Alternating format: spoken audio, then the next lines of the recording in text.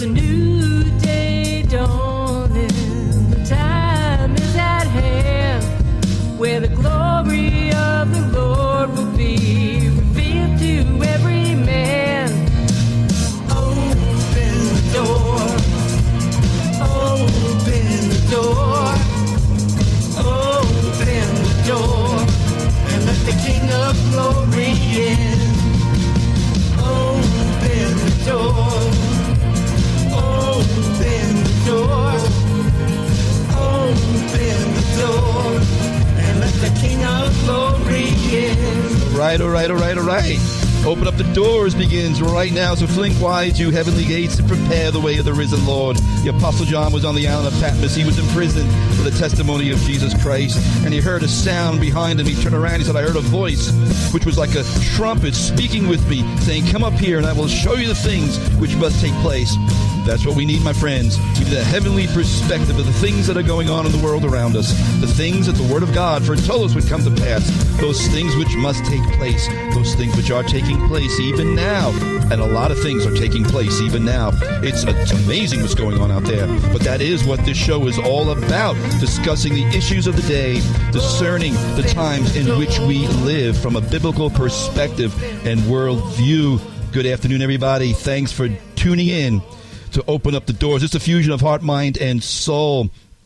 And I am streaming live on Facebook Live. If you want to see what's happening behind the FM airwaves, you can go on over to the Open Up the Doors Facebook page at www.facebook.com/faithfm91.7. That is the Open Up the Doors Facebook page where I am streaming live. If you've never visited the page, please visit us. Leave some comments, leave some thoughts, leave some reviews about the broadcast, and like the page as well. I do appreciate every one of you who tune in. I appreciate my listening audience all over the fluted plains. I've got regular listeners listening in from California, from Arizona, from Ohio. It's just an awesome thing that the way the Lord has opened up the doors for Open Up the Doors, and we continually pray that he will continue to do that. If you are joining in on Facebook Live, I beseech you by the mercies of God, please share this to your stream, because the viewing audience grows exponentially with every shared video stream. So if you are able to, please stream that into your stream as well. If you'd like to contact me about anything I share on the show, you can email me at ajwhite777 at iCloud.com. That's ajwhite777 at iCloud.com if you'd like to correspond with me privately. But please join in on the conversation there on Facebook Live and introduce yourselves one to another, because we got this listening audience from all over the nation. As I've said, it's an awesome thing what God is doing. Well, I'm going to share today about the Jewish fast day called Tish'a B'Av, which is coming up next week on Monday sundown. And it goes through Tuesday sundown. And most Christians, I would venture to guess that most Christians probably really don't know much about this Jewish day of fasting. It's not one of the 7 fasts of that the Lord gave to Israel in the Bible, but Tish'a B'Av, Tish'a B'Av means the 9th of Av. Av is the 5th month in the Hebrew calendar. And it's a day of infamy. I've done a lot of research this past week. I'll probably get into that a little bit later on. It seems like every time I start doing historical research, I just get led down all these different bunny trails, because everything is connected in all kinds of intriguing and fascinating ways, more than you realize. And the more I study history and the more I research history, the smaller I feel, and it's amazing. I think I know why a lot of people hate history, because the more you study history, the more you realize you don't know what was going on. You don't know what happened. There is just so much. It's mind-boggling. And anyway, I already went down a bunny trail. But Tish'a B'Av is a day of infamy. Let me get back to this, because there's so much here, and it's exciting. It's exciting and it's sobering at the same time, because it is a day of sobriety. It is a day of fasting, because it's a day of historical significance throughout the Jewish history, and perhaps prophetic significance in our day. And I say perhaps very emphatically, I do believe Tish'a B'Av is very prophetic in the days in which we live, and maybe even what's going to happen, if anything happens, early next week. It's interesting in my research, and I've known about Tish'a B'Av ever since I've been a Christian. When I was a brand new Christian, I spent a couple of years in my early Christianity going to a Messianic fellowship, Beth Yeshua, here on the island back then in the day, and I learned a lot about the Jewish nation, Jewish history, and I remember them talking about Tish'a B'Av back in the day back then, but I had to refresh myself with it a little bit because it's been a while since I really thought about it.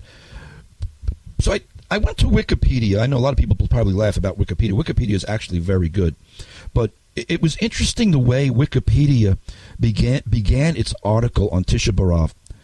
It's in like the second paragraph of Wikipedia. It says Tish'a B'Av is regarded as the saddest day in the Jewish calendar, and it is believed to be a day which is destined for tragedy. And that just like leaped off the page when I read that. Tish'a B'Av is a day which is destined for tragedy. Now, as I mentioned a moment ago, it is the ninth day of the fifth month of the Hebrew calendar. Tish'a B'Av primarily commemorates the destruction of both the first and second temple in Jerusalem, which in and of itself is amazing. The first temple was destroyed on the 9th of Av. I'll get into a little bit of the scriptures in a moment about that, but it was really besieged by Nebuchadnezzar. Nebuchadnezzar's general Nebuzaradan broke through the walls of Jerusalem on the 7th of Av, and then broke through the temple and began to destroy the temple on the 9th. He set fire to it, and the fire raged through the 10th of Av.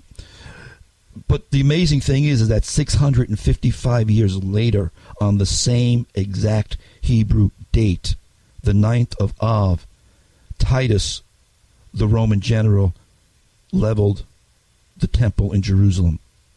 What are the chances of that occurring? Both temples being destroyed on the same day, the 9th of Av. And there's a lot more to the history of this. That in itself is enough. But the things that strike me, and I kind of wanted to delve into a little bit, is that the 9th of Av, we know that the number 9 is a biblical number for wrath and for judgment. And I've shared this before on the broadcast, but I'll bring it up by way of reminder. For example, something I've shared that's, again, always fascinated me, because 9 being the number of judgment, there's this thing in biblical numerics, biblical theonomics, I'd like to call it sometimes, biblical numbering. Numbers mean things in the Bible. And there's a thing called gematria, where you could take a word or a phrase, and that word or phrase equals the sum total of a number. I'm saying all that to say this. For instance, the phrase in Hebrews chapter 3, verse 11 says, God says, so I swore in my wrath, they shall not enter my rest. And the gematria for the phrase in my wrath is 999. And it's stuff like that. The Bible is filled with things like that. I mean, we can spend really months just talking about gematria, which gets very kind of deep and confounding at times, but it's there.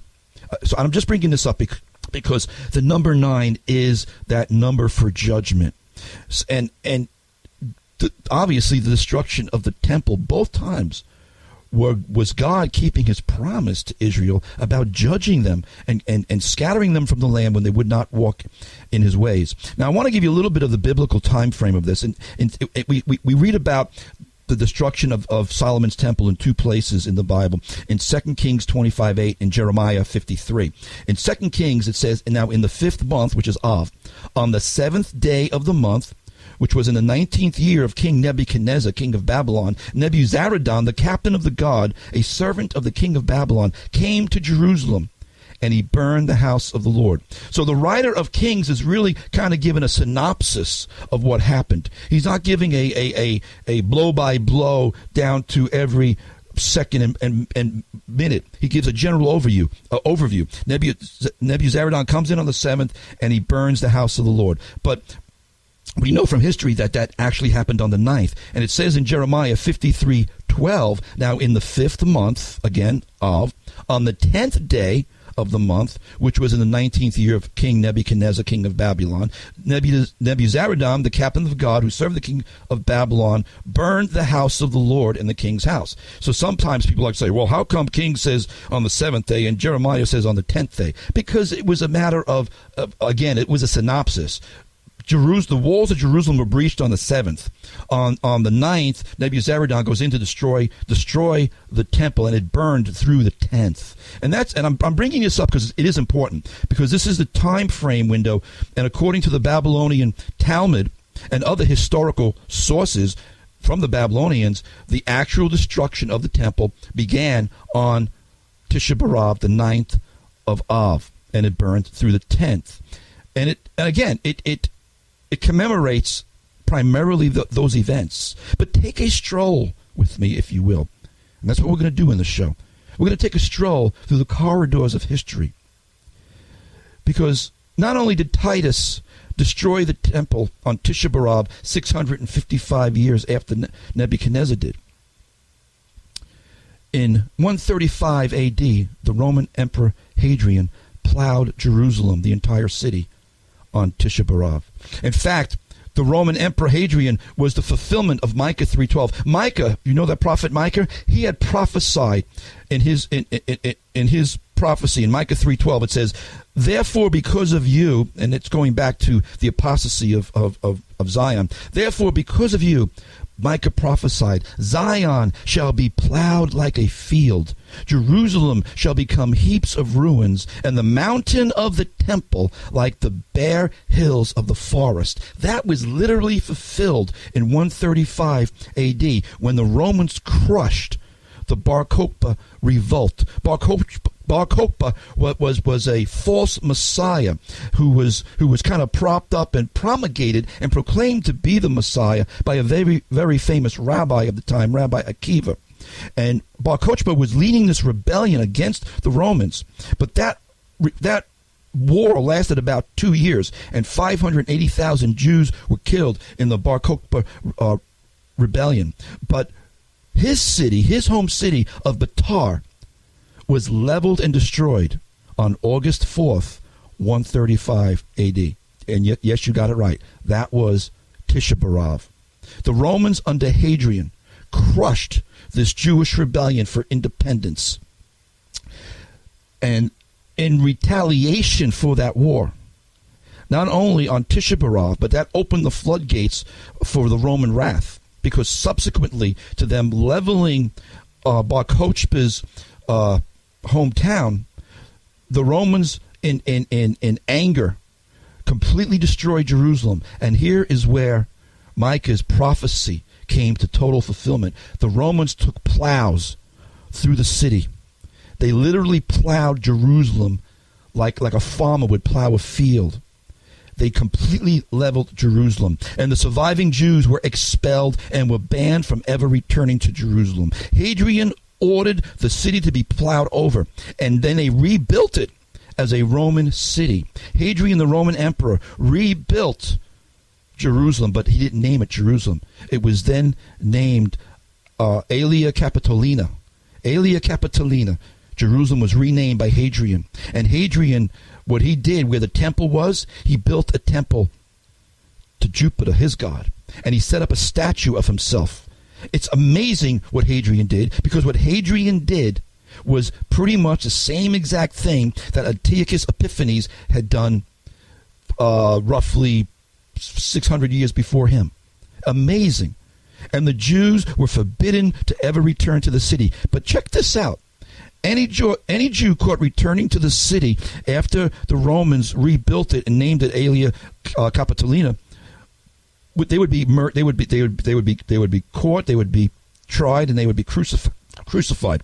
But there was one exception. there was one exception that the Jews were, check this out, the Jews under the Romans were allowed into the city on the 9th of Av, Tish'a B'Av, each year, but they had to pay a fee. And the Jew could enter the city and pray for the restoration of the temple. Wow.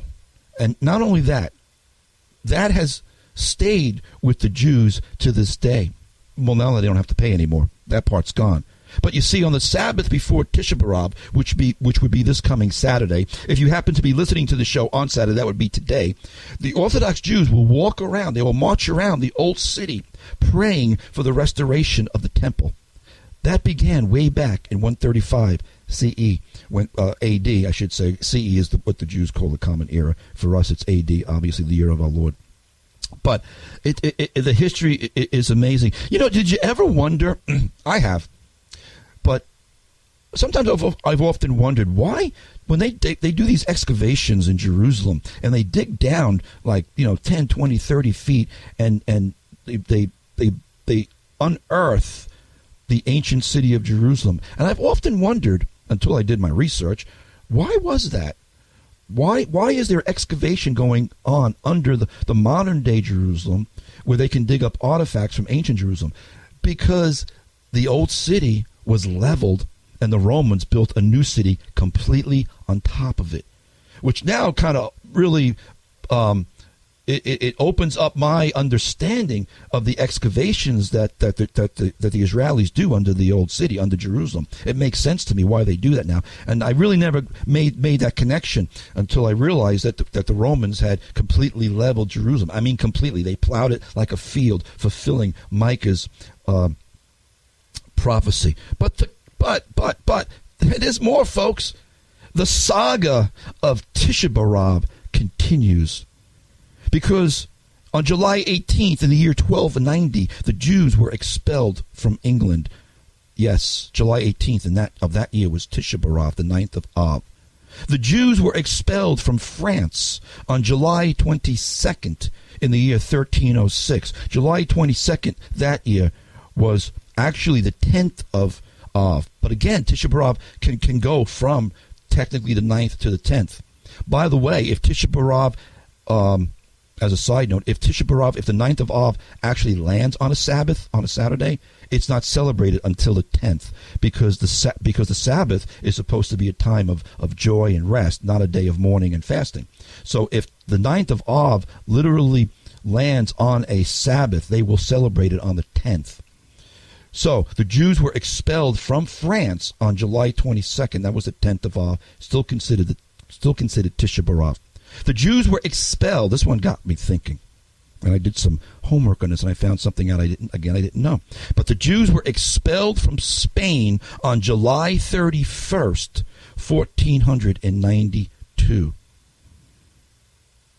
Yes, indeed, it was Tish'a B'Av. But what else happened? Well, even before I get to that, as I was looking at this history of Tish'a B'Av, the Jews were expelled from England. The Jews were expelled from France. The Jews were expelled from Spain. I could not help but immediately think of what the Lord had said to Israel, both in Leviticus and Deuteronomy. In Deuteronomy, the blessings and the cursings. And Moses told his people, he said in Deuteronomy 28:64, "Then the Lord will scatter you among all the peoples, from one end of the earth to the other. And there you shall serve other gods, which neither you nor your fathers have known, wood, hay, and stone. And among those nations you shall find no rest." You shall find no rest. They were expelled from England. They were expelled from France. They were expelled from Spain. Under King Ferdinand and Queen Isabella, the original edict came in March, at the end of March. They had 4 months to get out of Spain, with it ending on Tish'a B'Av. They had to be out. Or they could convert to Catholicism. That was one of the conditions for the Jews in Spain in 1492. You either convert to Catholicism, or you're out of here. So thousands of Jews converted to Catholicism just to stay in Spain. Of course, it wasn't a true conversion, but look what the Lord said in this prophecy in Deuteronomy. He said, "The Lord will scatter you among the peoples from one end of the earth to the other, and there you shall serve other gods." Now, I understand the Christian God and the Jewish God are the same God, but think of what Catholicism was like in 1492 more than anything else. They were worshiping saints and statues and idols. There was so much paganism in Roman Catholicism in 1492. I won't get into all that now. Of course, it lingers till now, but here they were being forced to serve other gods. And this is what God had said would happen to them. "And among those nations you shall find no rest, nor shall the sole of your foot have a resting place. But there the Lord will give you a trembling heart, failing eyes, and anguish of soul, and your life shall hang in doubt before you. You shall fear day and night, and have no assurance of life." And the history of the Jewish people is exactly that. Scattered across the face of the earth, and then driven from country after country after country. In 1492, they were driven from Spain. But my mind got to thinking a little bit, because what else happened in 1492? Well, Christopher Columbus sailed the ocean blue. Now, I've always known that Christopher Columbus sailed the ocean blue in 1492, but I never knew what date it was. I never really cared about the date. When you took your history tests in class, you just had to know the year. You know what date it was? It was Tish'a B'Av, the very day that the Jews had to be expelled. Well, actually, it was the 10th. They had to be out on the 9th. Christopher Columbus set sail on August the 3rd, which would have been the 10th that year. And I couldn't help but think, Jeremiah says, "The people who survived the sword found grace in the wilderness. Israel, when I went to give him rest." Of course, I've been sharing how 9 is the number of judgment, but the 5th month is the number 5, which is the number of grace. On August 3rd, 1492, Columbus set sail from Spain. Is there not some divine blueprint here? Some divine plan that the very time the Jews are getting kicked out of Spain, the same day Columbus set sail to ultimately give birth to the one nation on earth that is the best friend and supporter of the Jewish nation. I can't not believe that in the divine providence of God, in his divine blueprint of all of history, that's what he was doing. Because the people who survived the sword found grace in the wilderness. We must never forget that even God's judgments are meant to be redemptive. And in wrath, God remembers mercy. But there is more. There is more to the saga of Tish'a B'Av. But I'll be back with that after this. Phil Wickham, this is Amazing Grace. Welcome back, Andy White here. You are listening to Open Up the Doors, the fusion of heart, mind, and soul here on Faith FM, WEGB 90.7 and 93.3, and Pagan WEGQ 91.7 in Quag. And I've been taking a little bit of a historical tour, if you will, regarding the Jewish fast day of Tish'a B'Av, which is coming up this coming Monday night, July 31st, into Tuesday sundown, August 1st this year. Of course, the Hebrew calendar shifts differently than our Gregorian calendar, because our Gregorian calendar is a solar-based calendar, and the Hebrew calendar is a lunar-based calendar. So, though the date shifts on our calendar, Tish'a B'Av, of course, is always the 9th of Av on their calendar, obviously. But one of the things I shared at the top of the show, and like I said, it really struck a chord in me, is that one of the articles I read on Tish'a B'Av said it is regarded as the saddest day in the Jewish calendar, and not without reason. That's why they fast that day. It is a day which is destined for tragedy. Let me give you some more intriguing history. And like I said at the top of the show, not to repeat myself, but every time I do this historical research, it always leads me down through so many numerous paths because everything is so interconnected, more than you can imagine. But here's something else. Again, did not know this till I did this research on Tish'a B'Av. August 1st and 2nd of 1914. August 1st and 2nd, 1914. That would be Tish'a B'Av 9 and 10. Av 9 and 10. Germany entered World War I. Did not know that. Which caused, of course, when World War I really caused massive upheaval in European Jewry, whose aftermath really led to World War II and the Holocaust. World War I really was the precursor for World War II. World War II was World War I was really ended, but I won't get into all that. But it began. Germany entered that war on Tish'a B'Av.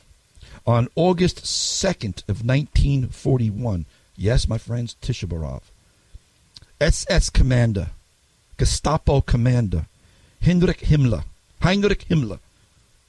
my German's not very good, but Heinrich Himmler formally received approval from the Nazi Party for, quote, the final solution.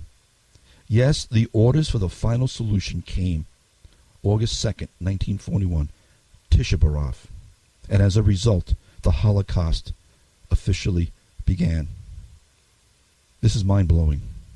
On July 23rd, 1 year later, 1942, Tish'a B'Av,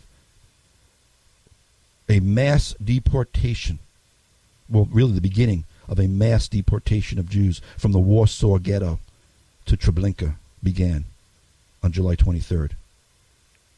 Tish'a B'Av, a day destined for tragedy. Am I saying that some tragedy is definitely going to happen early next week? No. What I am saying is that there is a higher level of potential risk and possibility that something huge could occur regarding Israel early next week. It goes to pattern. I'm not predicting something will, but I am making you aware of the historical track record of Tish'a B'Av. And with all that is going on with Israel and Jerusalem in just these last couple of weeks, this Tish'a B'Av is something to keep an eye on and watch. I mean, seriously, look at all that's happened the last 2 weeks. Israel, a week ago, for the first time in 2,000 years, they got control of the Temple Mount. For the first time in 2,000 years, Jews climbed up the Temple Mount and prayed. That was historic, my friends. The Jews have not prayed on the Temple Mount. Yes, they've prayed at the Wailing Wall. That's not the Temple Mount. That's the lower wall. That's the outside wall. But the Jews have not prayed on the Temple Mount since Hadrian leveled the city and forbade the Jews to come in. Oh, except on Tish'a B'Av once a year. I forgot about that. This past week, with all that is going on there, Erdogan, you know him. I've talked a lot about Erdogan. He's projecting himself as he's proclaiming himself in so many ways as really the new de facto leader of Islam. But with all that's going on this past week, with the last 2 weeks, with the terrorist attacks in Israel, where the Israeli police were killed by Muslim terrorists, and that caused Israel to put I forgot those things. What are they called? Metal detectors. I'm sorry, my mind went blank for a second. They put those metal detectors up, which caused outrage across the Arabic Muslim world, which of course is hypocritical. It's amazing. Let me read what Erdogan said here, because I could kind of bounce off of what he said. Erdogan said, "Let's defend Palestine just as we defend Mecca and Medina." That's a quote. Well, That's really amazing, because when you do your research, you know how Mecca and Medina is defended. That mosque that they have in Mecca, they got metal detectors there. Yeah, they do. They got smart cameras there. Yeah, they do. They make everybody who's going to a pilgrimage for the mosque go through metal detectors. So what is this faux outrage from the Palestinians and the Muslims around the world with Israel putting up metal detectors for protection? Those metal detectors were meant for everybody. It was meant to protect the Muslims. It was meant to protect the Jews. It was meant to protect the Christians that go there. Israel wasn't telling the Muslims they couldn't go up to the Temple Mount to pray. They just said you have to go through the metal detectors. It was the Muslims with faux outrage and hypocrisy and duplicity that said this is an outrage. Yet they themselves have the same kind of security measures at the Kaaba in Mecca. It's astounding what's going on. But here we have Erdogan saying that. Let me read this here. Turkish President Recep Tayyip Erdogan accused Israel of, quote, exceeding the boundaries regarding recent increases in security at the Temple Mount, calling to, quote, defend Palestine just as we defend Mecca and Medina. Yeah, you mean with cameras and metal detectors? I guess, why not? But anyway, speaking before Turkey's parliament on Tuesday, Erdogan gave an address centered on attacking Israel, of course, calling on Muslims to resist Israel and defend the Al-Aqsa Mosque, which is on the Temple Mount.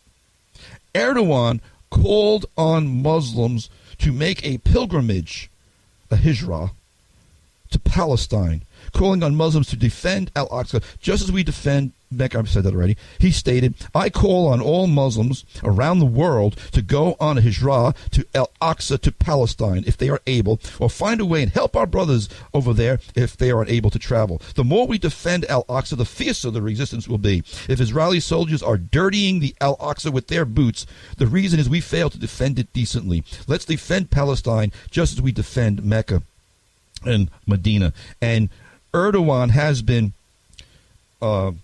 very, excuse me, he's been the last few months trying to exert more and more of his authority and influence in Jerusalem. So I bring all this up to say this. This Tish'a B'Av is something to watch, because we're living in glorious times, and God is on the move, my friends.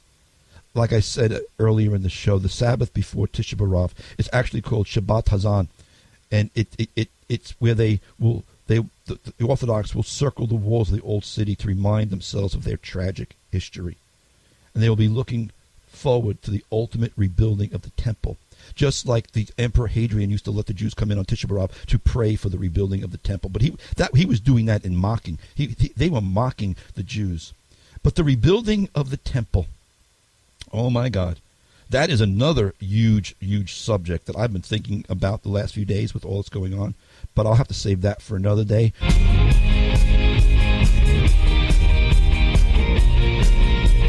The fusion of heart, mind, and soul. This is Open Up the Doors with Andy White here on Faith FM, WEGB 90.7 and 93.3 in Napeague, and WEGQ 91.7 in Quag. And thanks for hanging out with me on this late July Thursday on the east end of Long Island. So I've been talking about Tish'a B'Av. I'll get back to that in a moment. But normally I begin talking about the Jewish high holy days in September, October, usually when those are when the feasts of the Lord do begin to occur, the biblical feasts. As I said at the top of the show, Tish'a B'Av is not a biblical feast of the Lord, but it is a day of infamy on the Hebrew calendar. It is a day that the Jews have set aside as a day of mourning and fasting for centuries now. And something that I kind of stumbled upon in doing some of my research this year. I shouldn't say doing the research for this, because I always mark on my calendar when the Jewish high holy days are, particularly Rosh Hashanah and Yom Kippur, because they are so filled with prophetic significance and prophetic importance. But the thing I noticed when I was marking it down in my calendar for this year, for Rosh Hashanah, which is September, starts on the evening of September 20th, Wednesday, into the 21st, I happened to notice on the calendar that this year Al Hijrah falls on the same day as Rosh Hashanah. Rosh Hashanah is the civil Jewish New Year. It's really Yom Teruah. But Al Hijrah is the Muslim New Year, and it falls on the same exact date. And there are some things of interest in that I'm not going to get into right now. I'm going to talk about them when the time comes. But it was just something I noticed the other day, and I was like, wow. It seems like this year to me, the prophetic significance of the Jewish holy days are really coming a little early, with Tish'a B'Av coming next week. And like I said, because it's primarily because of what's all has been happening with Israel in the last few months, with the UNESCO decision in early July to take Hebron away from the Jews, with the UNESCO decision of last year stating that, the insanities of them stating that Jerusalem, did not have a Jewish history, the absurdity of all that we've been discussing. But the point is this, especially in relation, in regard to Tish'a B'Av, a day of infamy, a day of tragedy. The writer of Ecclesiastes, and I'm going to begin to wrap this up a little bit because I'm running out of time. The writer of Ecclesiastes says, for man does not know his time, but God does. But like fish taken in a cruel net, like birds caught in a snare, so the sons of men are snared in an evil time when it falls suddenly upon them.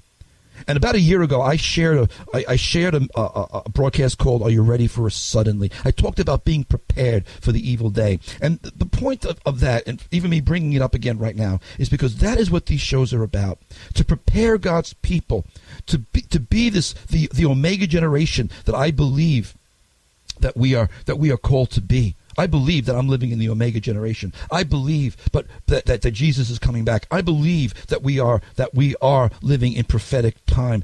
Because, my friends, it's not that I'm paranoid or playing some kind of the sky is falling game, but the stuff is about to hit the fan, my friends. The water is beginning to boil more and more and more, and we cannot be like a frog sitting in that water, not realizing what's going on. Because what if suddenly, and I shared this a year ago, but what if suddenly your world and my world, our world, erupted into chaos with an unbelievable catastrophe? Because there is a storm coming to planet Earth, and you need to be prepared. The writer of Proverbs said, "Do not be afraid of sudden terror, nor of the trouble from the wicked when it comes. For the Lord will be your confidence and will keep your foot from being caught." But we don't have to be afraid of sudden terror when we're understanding the signs of the times. We don't have to be afraid of the sudden terror if we're prepared. We're prepared for the unexpected. The Bible says that a prudent man foresees evil and prepares. And things I've been sharing the last 2 years, and I've been hammering it home time and time again. Are you prepared? Are you being prepared? Folks, are you getting ready?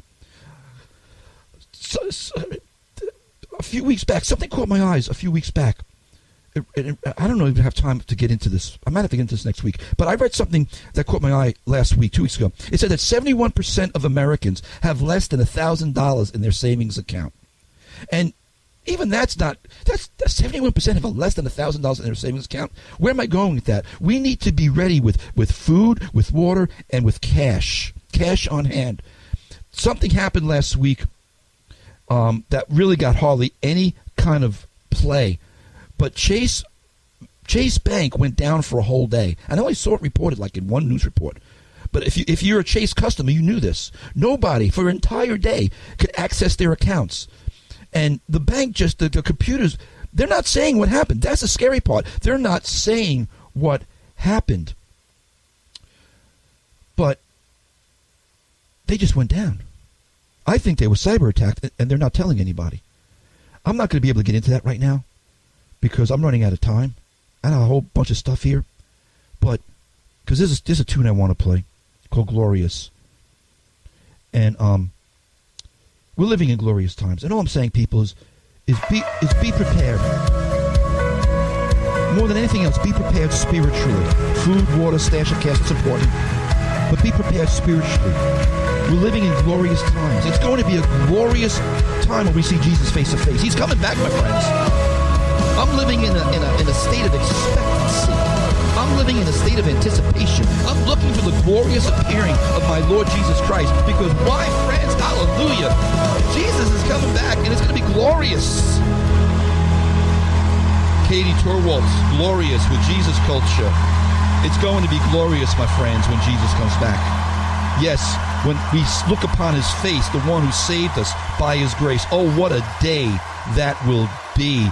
Hey, it's been great having you here with me this week, my friends, on Open Up the Doors. Thanks for tuning in.